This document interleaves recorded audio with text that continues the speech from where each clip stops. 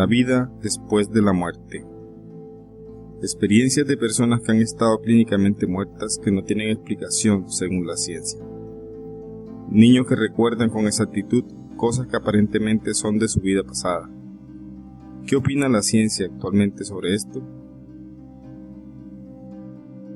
El mundo científico ha sido muy apático con respecto al concepto del alma en general y de la reencarnación en particular, ya que son conceptos espirituales que no se pueden medir, por lo que pertenece más a la filosofía y no a la ciencia. En las últimas décadas ocurrió un cambio que empezó como filosófico y terminó como científico, respecto a toda la parte de la energía de la vida. En los años 30 surgió un interés desmedido y mundial por las culturas orientales, que abarcó conceptos tales como energías internas, los chakras, las energías cósmicas, la telepatía, los viajes astrales, etc.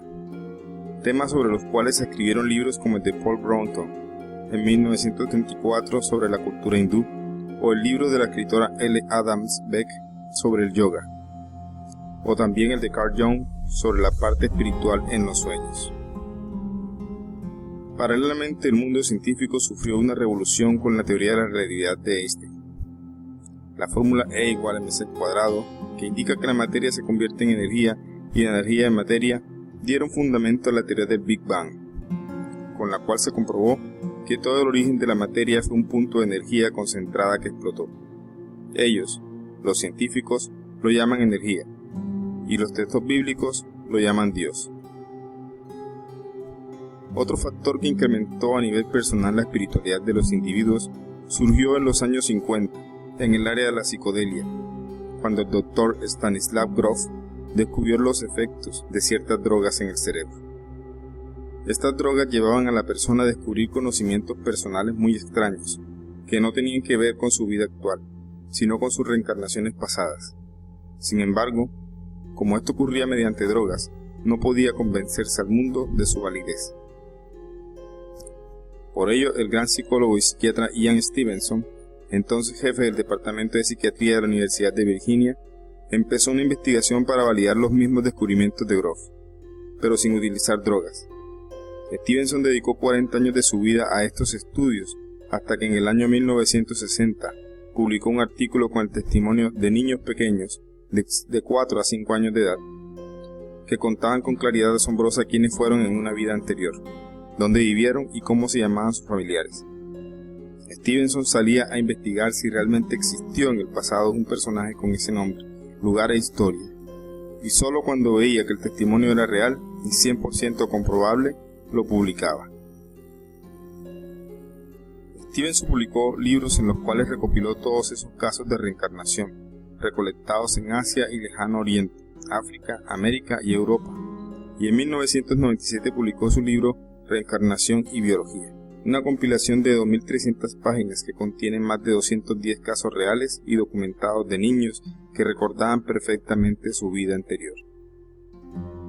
Stevenson es considerado actualmente en el mundo científico como una autoridad y fuente veraz por su personalidad y más que nada por su forma de trabajar, ya que no trabajaba con drogas, hipnosis ni regresiones, simplemente con niños pequeños e inocentes que hablan con la verdad, sin ningún interés de por medio, y especialmente por la comprobación documentada de que sí existieron las personas de las que hablan estos niños.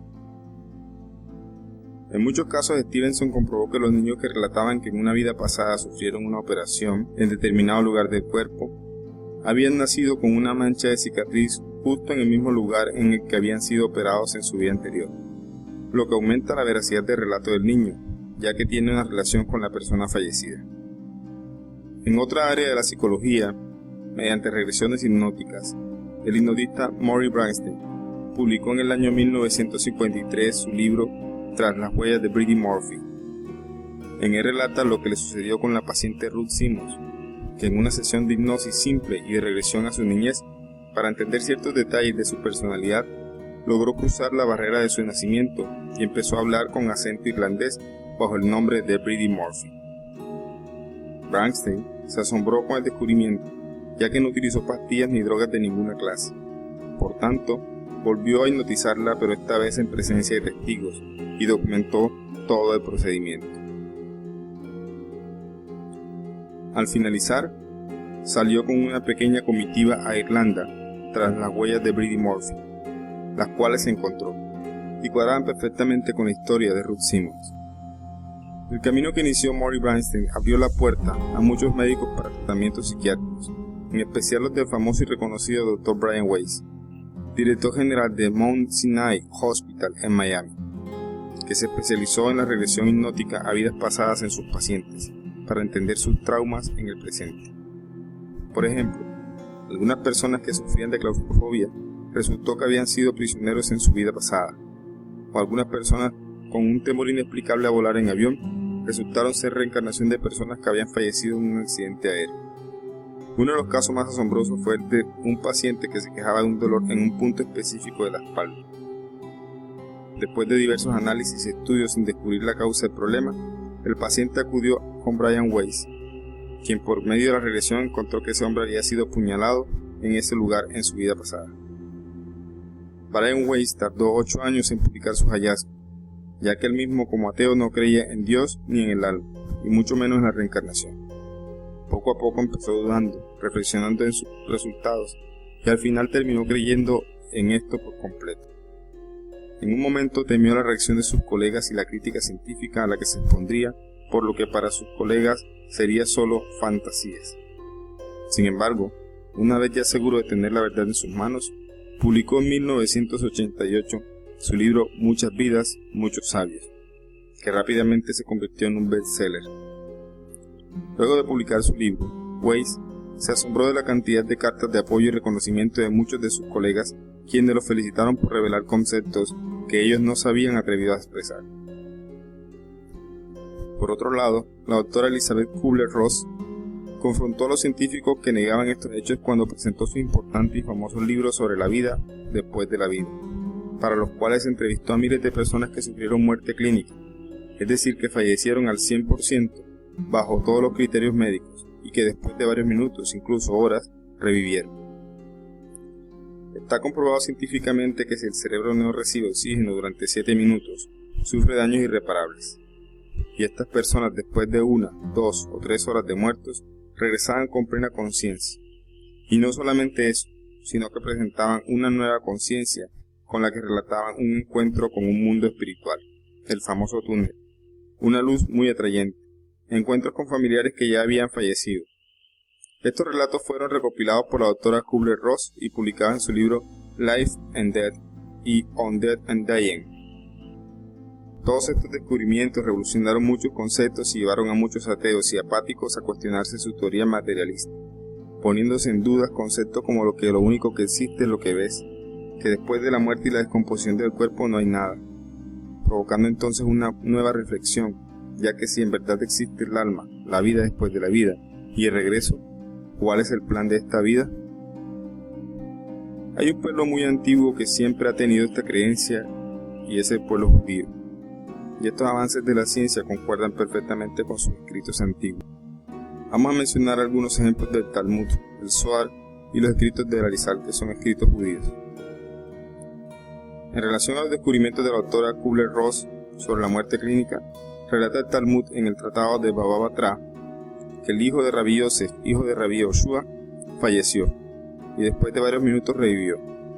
En palabras modernas, sufrió una muerte clínica y contó a su padre su encuentro con el mundo espiritual para culminar con la frase: vi allá un mundo al revés, ya que las personas que despreciamos acá son muy importantes y honradas allá, y sin embargo, personas de mucho poder aquí son menospreciadas allá. Es un mundo al revés el que vi. A lo que su padre respondió con una sonrisa: no, hijo mío, un mundo al derecho viste. El mundo al revés es este, donde las personas malvadas y adineradas se les da mucho honor, pero no por lo que son, sino por interés, por lo que quieren obtener de ellos, independientemente de que tan profanos y pecadores sean. Y sin embargo a las personas puras, justas y buenas se les menosprecia.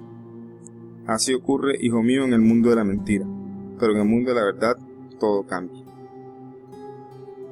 En cuanto a los hallazgos de Brian Weiss, de cómo los hechos o accidentes de la vida pasada influyen en el presente, en el libro Torat Natán, el Arizal le explica cómo las cortaduras que sufría constantemente con cuchillos y los miedos que sentía al ver aguas caudalosas provenían de sus vidas anteriores.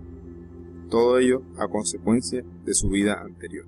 En un artículo publicado recientemente en Daily Mail, el médico estadounidense Stuart Hameroff y el británico Sir George Penrose desarrolló una teoría cuántica de la conciencia que establece que nuestras almas están contenidas dentro de una estructura llamadas microtúbulos, que viven dentro de nuestras células cerebrales.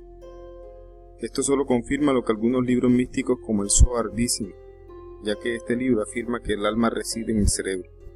Tal vez es por esto que la ciencia aún no logra comprender completamente el funcionamiento de este órgano, y que según solo funciona el 10% de su capacidad. ¿Qué pasará con el otro 90%?